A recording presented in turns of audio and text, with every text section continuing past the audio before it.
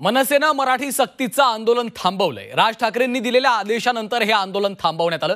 राज ठाकरे यांनी मनसैनिकांनी केलेल्या आंदोलनाचं कौतुकही केलं। मात्र हे आंदोलन थांबवण्याचे आदेश राज ठाकरे यांनी का दिलेत त्यामागचं कारण काय आहे पाहूयात। या महाराष्ट्रामधल्या उद्यापासून तयारीला लागा। महाराष्ट्रातल्या प्रत्येक बँकेत मराठी वापरली जाते की नाही पहिले चेक करा। मनसेनं मराठी सक्तीचं आंदोलन थांबवलं। राज ठाकरेंचे मनसैनिकांना आंदोलन थांबवण्याचे आदेश। गुढीपाडवा मेळाव्यातनं राज ठाकरेंनी मराठी भाषेसंदर्भात एका नव्या मोहिमेची घोषणा केली होती। बँक आणि आस्थापनांमध्ये मराठी भाषेचा वापर केला जातो का हे तपासण्याचे आदेश राज ठाकरेंनी मनसैनिकांना दिले होते। मात्र मराठी सक्तीच्या आंदोलनाला आता ब्रेक लागलाय। राज ठाकरेंनी हे आंदोलन थांबवण्याचे आदेश मनसैनिकांना दिलेत। माझ्या तमाम महाराष्ट्र सैनिकांना सस्नेह जय महाराष्ट्र। सर्वप्रथम महाराष्ट्रात मराठीच्या मुद्द्यावर तुम्ही पुन्हा एकदा जो एक जोरदार आवाज उठवला त्यासाठी तुमचं मनापासून अभिनंदन।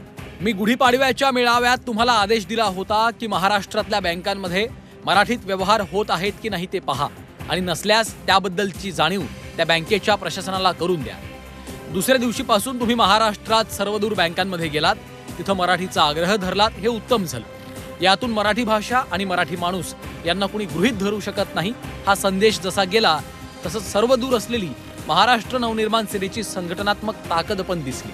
पण आता हे आंदोलन थांबवायला हरकत नाही, कारण आपण या विषयात पुरेशी जागृती केली आहे आणि हे घडलं नाही तर काय होऊ शकतं याची चुणूक दाखवली। मराठी विषयी मी पाहतो त्याला मी मराठीचं आंदोलन म्हणणार नाही।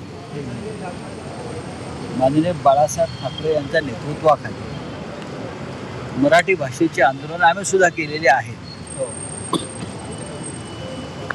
आणि मराठीसाठी आम्हीही लोकांच्या कानफडात मारलेले आहे।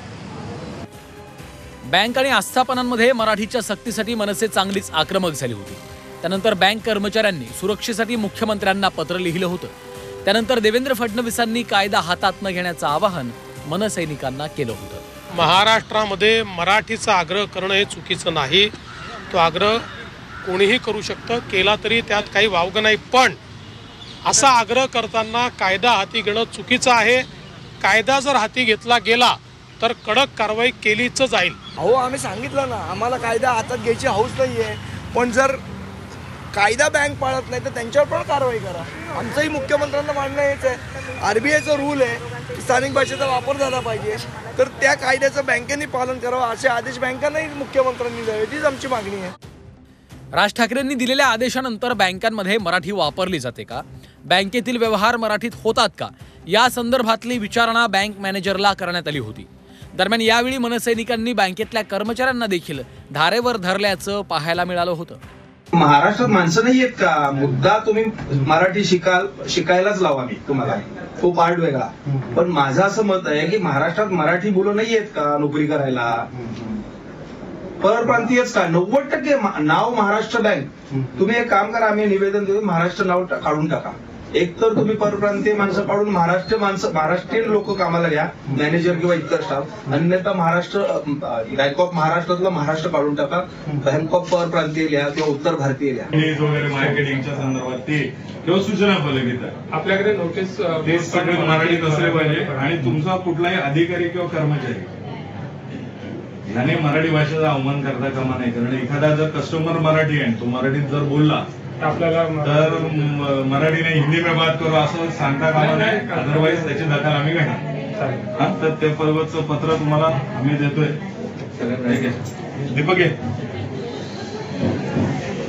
मनसेच्या आंदोलनाचं राज ठाकरेंनी कौतुक केलंय, तर मराठी सक्तीसाठी सुरू केलेले हे आंदोलन आता स्थगित करण्यात आलंय। मात्र पुन्हा एकदा मराठीचा अवमान झाल्यास आंदोलनाचा इशारा देखील राज ठाकरेंनी दिलाय। ब्युरो रिपोर्ट, झी 24 तास।